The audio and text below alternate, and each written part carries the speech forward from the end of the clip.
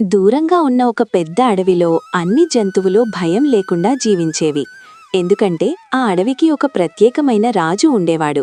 అతను ఒక సింహం, కానీ ఇతర సింహాలలాగా క్రూరంగా ఉండేవాడు కాదు.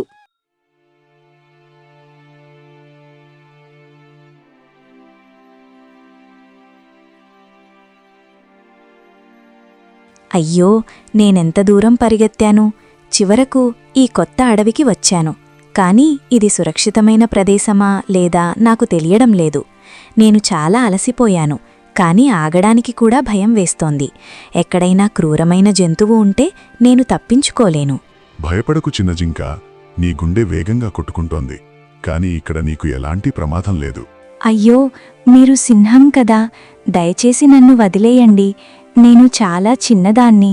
నేను మీకు ఎలాంటి హాని చెయ్యలేదు. నిన్ను హాని చేయాలనే ఆలోచన నాకు లేదు. ఈ అడవిలో ఎవరికైనా కష్టం వస్తే నేను కాపాడటానికి మాత్రమే ఉంటాను. నిజంగానా? ఒక సింహం ఇలా మాట్లాడుతుందని నేను ఎప్పుడూ వినలేదు. నా అడవిలో అయితే అందరూ సింహమంటే భయంతో పారిపోతారు. ప్రతి అడవికి తనదైన నియమాలుంటాయి. నా అడవిలో అయితే ఒకే ఒక్క నియమం ఉంది. కారణం లేకుండా ఎవరూ ఎవరికీ హాని చేయకూడదు. అయితే నేనిక్కడ ఉండవచ్చా?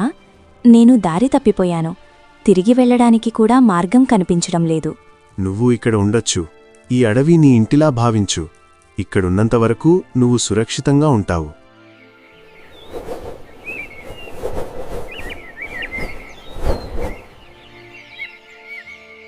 మన రాజు నిజంగా చాలా మంచివాడు.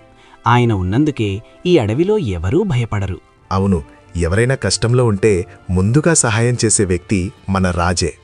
నేను చాలా అడవులు చూశాను, కాని ఇలా ప్రశాంతంగా ఉన్న అడవి మాత్రం మొదటిసారి చూస్తున్నాను. అందరూ ఒకరినొకరు గౌరవిస్తేనే అడవి నిజంగా అందంగా ఉంటుంది. ఈ సింహం ఇలా మంచివాడిగా నటించడం నాకు అస్సలు నచ్చడం లేదు. అతను రాజు అయినప్పటినుండి మనకు స్వేచ్ఛే లేదు. శాంతంగా ఉండు. కోపంతో పనిచేయకూడదు. తెలివిగా ఆలోచిస్తే ఈ అడవిని మనమే పాలించవచ్చు. కానీ సింహం చాలా బలంగా ఉంది. అతనితో నేరుగా పోరాడితే మనం ఓడిపోతాం. అందుకే నేనొక ప్లాన్ గురించి ఆలోచిస్తున్నాను. ఆ ప్లాన్ సక్సెస్ అయితే సింహం రాజు కాదు. ఏ ప్లాన్? త్వరగా చెప్పు. నేను చాలా కాలంగా ఈ అవకాశాన్ని ఎదురుచూస్తున్నాను. ఇప్పుడే కాదు, సరైన సమయం వచ్చినప్పుడు చెబుతాను. కానీ ఆ కొత్తగా వచ్చిన జింక మన ప్లాన్కి చాలా ఉపయోగపడుతుంది. ఈ అడవిలో అందరూ చాలా మంచివాళ్లలా కనిపిస్తున్నారు. కాని ఎందుకో నా మనసులో ఇంకా ఒక చిన్న భయం ఉంది. కొత్త ప్రదేశానికి వచ్చినప్పుడు అలా అనిపించడం సహజం. కానీ కొద్ది రోజుల్లోనే ఈ అడవి నీకు చాలా దగ్గరవుతుంది. మీరు ఇలా ధైర్యం చెప్పకపోతే నేనిప్పటికే భయంతో వణికిపోతుండేదాన్ని. ఈ అడవిలో ఉన్న ప్రతి జంతువు నా కుటుంబం లాంటిది. ఎవరికైనా ప్రమాదం వస్తే ముందుగా నేనే నిలబడతాను. చూసావా, ఆ జింక సింహంపై ఎంత నమ్మకం పెట్టుకుంది? ఇదే మనకొక మంచి అవకాశం.